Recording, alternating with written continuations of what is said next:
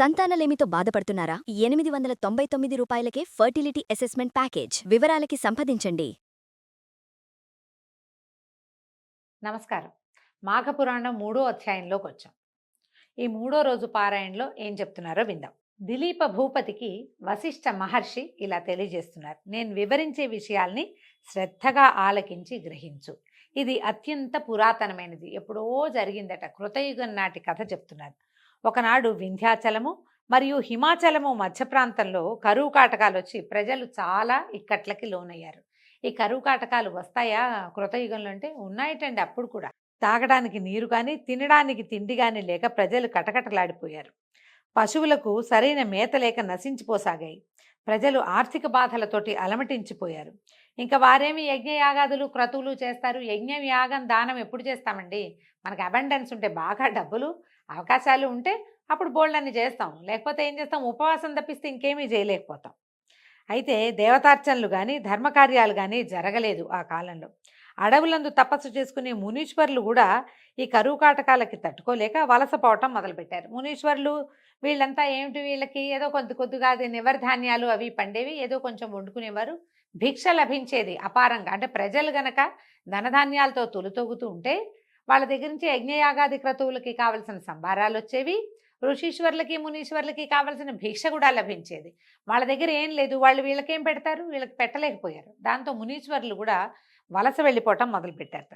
ఈ ప్రాంతంలో ప్రవహిస్తున్నటువంటి రేవా నదీ తీర ప్రాంతం అంతా కూడా, రేవా నది చాలా, ఈ రేవా తీరం ఎక్కడ కనపడుతుంది మనకి? సత్యనారాయణ వ్రత కథలో రేవా తీరంలో చెప్తారనమాట. రేవా అనే నది ఉందని. విడిగా మనకెక్కడ ఆ నది కనిపించదు, అంటే మన ప్రాంతంలో లేదు కాబట్టి. ఇదంతా నీళ్లు తగ్గిపోయి ఫలవృక్షాలు పంట భూములు ఎండిపోవటం మొదలుపెట్టాయి. కనీసం తాగడానికి కూడా నీరు లేని దుస్థితి దాపురించిందట. ఈ అడవిలో బహుముఖ ప్రజ్ఞాశాలి తపోధన సంపన్నుడైన భృగు మహర్షి కూడా నివసిస్తూ ఉండేవాడు. ఈ అనావృష్టి ప్రభావం ఆయన కూడా తగిలింది. ఆయన కూడా ఈ నీచ నికృష్ట కరువు కాటక స్థితిని భరించలేకపోయాడు. సరే, ఎంతో కాలం నుంచి ఉంటున్న ఈ ప్రాంతాన్ని విడవలేక ఆలోచించి చివరికి హిమాలయ ప్రాంతాలకి వలస వెళ్ళిపోయాడట. ఈ హిమాలయ పర్వత ప్రాంత పడమటి దిక్కున ఒక కొండచర్య ఉంది. ఈ కొండచర్య అక్కడున్న కైలాస పర్వతానికి కొంచెం సమీపంలో ఉందట. కైలాసానికి దగ్గరలో ఉంది. హిమాలయ ప్రాంతం అంతా మంచుతో కప్పబడి ఉండటం వల్ల కైలాస పర్వతం వెండి కొండలాగా ప్రకాశిస్తూ ఉండేది. ఆ ప్రాంతం అంతా ఇంద్రనీల మణుల చేత నిక్షిప్తమై అక్కడ ఉన్నాయట. ఇంద్రనీల మణులు అంటే గనులు ఉండుంటాయి. ఆ రాళ్ళు అట్లాంటి నీలపు రంగు ఉన్న రాళ్ళు అయి ఉంటాయి. వాటి కాంతితోటి ఆ నీలపు రంగు కాంతిపడి ఈ తెలుపు మరింతగా మెరుస్తూ ఉండేదట. ఈ కొండ వద్దకి తరచుగా మహర్షులు, జ్ఞానులు, సిద్ధులు, తపోశక్తి సంపన్నులు ఇత్యాదులంతా వచ్చి శ్రీమన్నారాయణ్ణి భక్తిభావాలతో స్తుతించి వేణోళ్ళ కొనియాడి ఆధ్యాత్మిక చింతనలో మునిగిపోయేవాళ్ళు. అంటే విష్ణు భక్తులు వచ్చి తపస్సు చేసుకునేవాళ్ళు. కైలాసం పక్కనే ఇది. యక్ష కిన్నర కింపురుషాది గంధర్వులందరూ విహారానికి ఈ ప్రాంతానికే వచ్చేవాళ్ళట. దిలీప చక్రవర్తి అడుగుతున్నారు, మహాత్మా, ఈ పర్వత వైశిష్ట్యత కడు రమ్యంగా ఉంది, మరింతగా మరీ వింత కొలుపుతోంది, మరిన్ని విశేషాలు చెప్పండి అని అడిగేసరికల్లా అప్పుడు ఈయన వశిష్ఠ మహర్షి ఇట్లా చెప్తున్నారు. విషయ పరిజ్ఞానం సంపాదించుకోవాలని నీ కుతూహలం చాలా శ్లాఘనీయమైందయ్యా. నీ అభీష్టం ప్రకారమే మరింతగా చెప్తాను విను. ఇది ఒట్టి కొండ, ఏవో రాళ్ళున్నాయి, మెరవటమే కాదు, ఇక్కడ ఇంకా చాలా వింతలున్నాయి. ఈ వింత వన్యమృగాలు, పలు రకాలైన పక్షులతోటి నిండి ఉండే ఈ పర్వతరాజం మిక్కిలి విచిత్రమైనది. సాధారణంగా అంత మంచు ఉంటే పక్షులు ఉండవనుకుంటాం, కానీ హిమాలయ వర్ణనలో హిమాలయాల మీద చెట్లు ఉన్నాయని, కొండలు, పర్వతాలు, శిఖరాలు చాలా ఉన్నాయని, బోలెడు రకాల జంతువులను గురించి వర్ణన ఉంటుందండి. కాళిదాసు రాసినటువంటి మరి కుమార సంభవ కావ్యంలో హిమాలయాల్ని భలే అద్భుతంగా వర్ణిస్తారు. చాలా బాగుంటాయి. ఇవి కూడా అందులో నుంచి చెప్తున్నారనమాట. ఇంతలి చెట్లు చిత్రాతి చిత్రములైన వర్ణములతోనూ ఫలపుష్పాదులతోని నిండి ఉండి కడు రమ్యంగా ఆకర్షణీయంగా ఉంటాయి. ఆ పర్వతరాజం 30 యోజనాల పొడుగు, 10 యోజనముల ఉన్నతమై అలరారుతూ ఉంటుంది.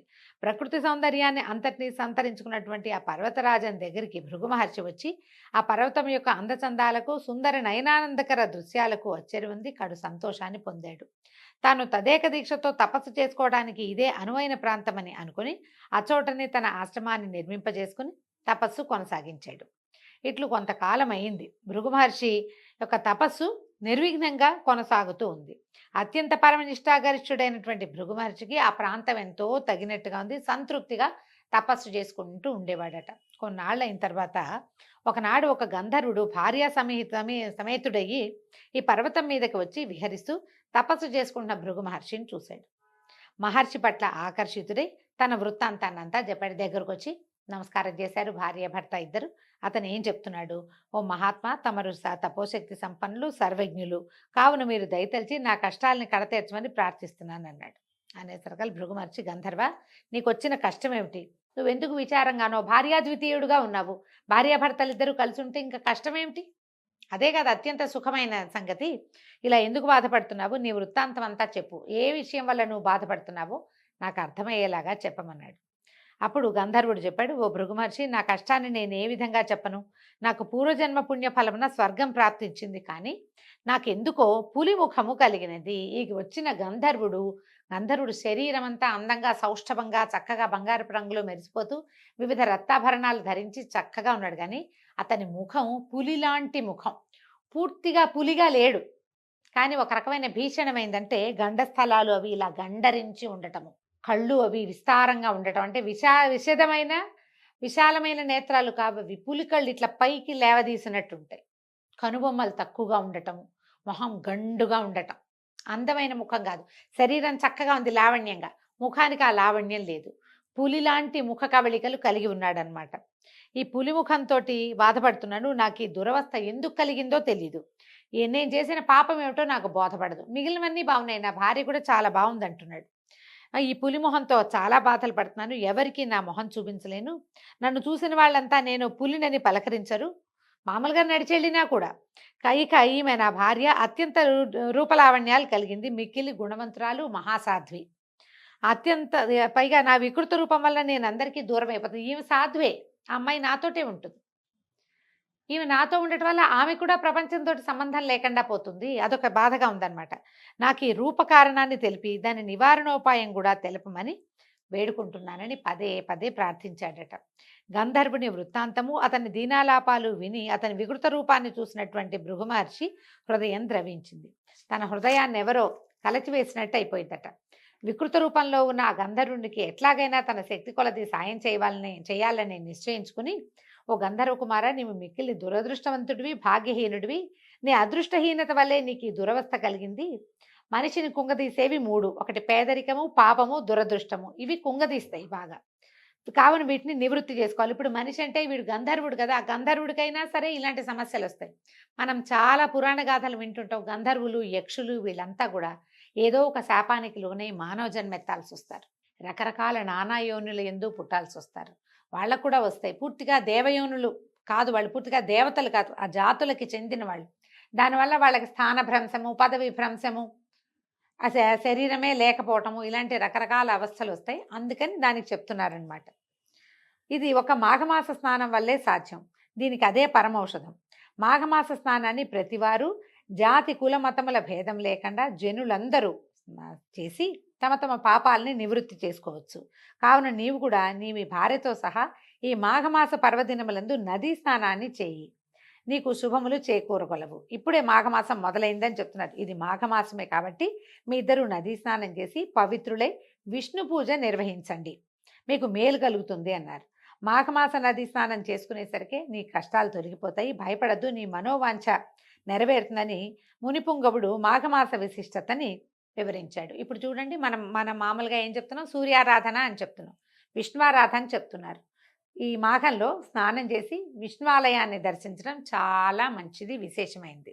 విష్ణువాలయాన్ని దర్శించలేని వాడు సూర్యుడి ముఖం దర్శనం చేసినా కూడా ఫలితం లభిస్తుంది. నెల రోజుల పాటు రోజు పొద్దున్నే లేచి స్నానం చేసి సూర్యుడి ముఖం చూడండి. మీ ముఖ వర్చస్సులో ఎలాంటి మార్పు వస్తుందో మీకే తెలుస్తుంది. మొహం మాడిపోయేదాకా నుంచో ఒక్కర్లా సూర్యుడి ముందు ఓ చెంబు నీళ్ళు చూపించి నమస్కారం చేసుకుంటే ఉదయకాలపు సూర్యకాంతి వల్ల శరీరానికి కావలసిన కొన్ని విటమిన్లు అందుతాయి. పొద్దున్నే లేవటం వల్ల మొహం వికాసంగా ఉంటుంది. తెల్లవారే లేచి స్నానం చేయటం వల్ల ఫ్రెష్గా ఉంటాం, ఆరోగ్యం బాగుంటుంది. స్నానం చేసి ఆహార స్వీకారం చేయటం వల్ల కూడా ఆరోగ్యం బాగుపడుతుంది. ఈ పొద్దున్నే లేవటం కోసం మనం ముందు రోజు రాత్రి పెందరాలే పడుకుంటాం, లేవాలన్న ఇంటెన్షన్ ఉంది. ఇప్పుడు ఈ కాలంలో లేవటం వల్ల, పొద్దున్నే లేవటం వల్ల కాల విరేచనం అవుతుంది, కాలకృత్యాలు సమయానికి అవుతాయి, టైం కలిసి వస్తుంది. మనం అనుకున్నది అనుకున్నట్టుగా అవుతుంటే ముఖ వికాసం ఆటోమేటిక్గా ఉంటుందండి. మనం చూడండి, సక్సెస్ఫుల్ పీపుల్ మొహాలు బ్రైట్గా ఉంటాయి. సక్సెస్ అంటే అదేమిటో వ్యాపారం బ్రహ్మాండం పగలగొట్టాలని అనుకోక్కర్లేదు. మనం రోజు అనుకున్న ప్లాన్ ప్రకారం సరిగ్గా పని జరిగినా కూడా సక్సెస్ఫుల్ అయినట్టే, సక్సెస్ అవుతాం. ఆ సక్సెస్ వల్ల మనకి ముఖంలో వికాసం ఆటోమేటిక్గా వస్తుందండి. అదే చెప్తున్నారు, మాఘమాసం అత్యంత విశేషమైనది. దీనికి పొద్దున్నే లేవడం, ఈ స్నానం చేయటం, సూర్యారాధన లేదా భగవదారాధన, మనం ఏది ఆరాధన చేసుకుంటే మన ఆరాధన క్రమాన్ని బట్టి మనం ఇంకేం చెయ్యం. మనకి సూర్యారాధన లేదు, ఇంకో ఆరాధన లేదు. కానీ సూర్యుడు అందరికీ అవసరం కదండి. ఆరాధన లేదు, సూర్యుడు మీకొద్దా? కావాలి ప్రతి వాళ్ళకి. సూర్యుడే కదా మన రోజుని నడిపేవాడు, మనకి పచ్చదనాన్ని ఇచ్చేవాడు, మన కళ్ళకి వెలిగిచ్చేవాడు, మన ఇంటికి ఆరోగ్యాన్ని ఇచ్చేవాడు సూర్యుడే. ప్రతి వాళ్ళు జాతి కుల మత విచక్షణ లేకుండా సూర్యుడికి నమస్కారం చేయవలసిందే. అది ఖచ్చితంగా చెప్తున్నారు. చూడండి, పురాణాల్లో కూడా జాతి మతం అని ఎందుకు చెప్పారు? నేను సూర్యుడిని ఆరాధించండి, ఆరాధించను, నేను గణపతిని ఆరాధిస్తాననేవాళ్ళు ఆ కాలంలో కూడా ఉన్నారు. గాణాపత్యము అలాంటి మతాలు ఉండేవి. అయినా సరే సూర్యుడికి నమస్కారం చేయాలి, స్నానం చేయాలని చెప్తున్నారు. గంధర్వుడు అతని భార్య కూడా శ్రద్ధగా ముని చెప్పిందంతా విన్నారు.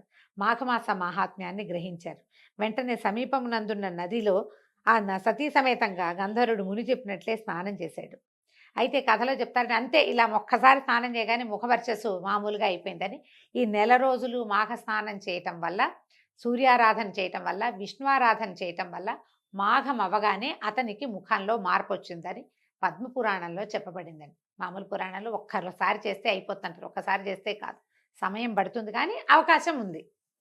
అయితే క్రమంగా అతనికి ముఖంలో ఉన్నటువంటి పులి రూపం పోయి అందమైన ముఖవర్చతోటి వెలిగిపోసాగాడు. భర్తను చూసిన ఆ గంధర్వుని యొక్క భార్య ఆనందంతో ఉబ్బి తబ్బిబ్బైపోయింది. మిక్కిలి తేజస్సుతో సుందరమైన ముఖవర్చస్సుతోటి ప్రకాశిస్తున్న భర్తని కౌగిలించుకుంది.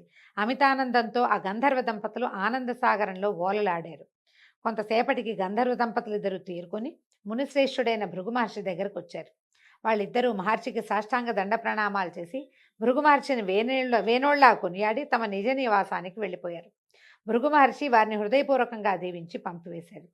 ఈ విధంగా ఈ పులిముఖం కలిగినటువంటి గంధర్వ యువకుని చరిత్రని వశిష్ఠ మహర్షి దిలీప మహారాజుకు విన్నవించి, రాజా విన్నావు కదా ఈ మాఘమాస ప్రత్యేకత, కాబట్టి మాఘమాసంలో కేవలం నదీ స్నానం చేస్తేనే ఎలాంటి పుణ్యం సిద్ధిస్తుందో తెలుసుకున్నావు, కాబట్టి ఈ మాఘమాస స్నానాలని విశేషంగా చేయాలని ప్రచారం చేయమని దిలీప మహారాజుకి వశిష్ఠ మహర్షి తెలియజేశారు. దీంతో 3వ రోజు పారాయణ పూర్తయిందండి. రేపు ఉదయం 4వ రోజు పారాయణతో మళ్ళీ కలుసుకుందాం. నమస్కారం.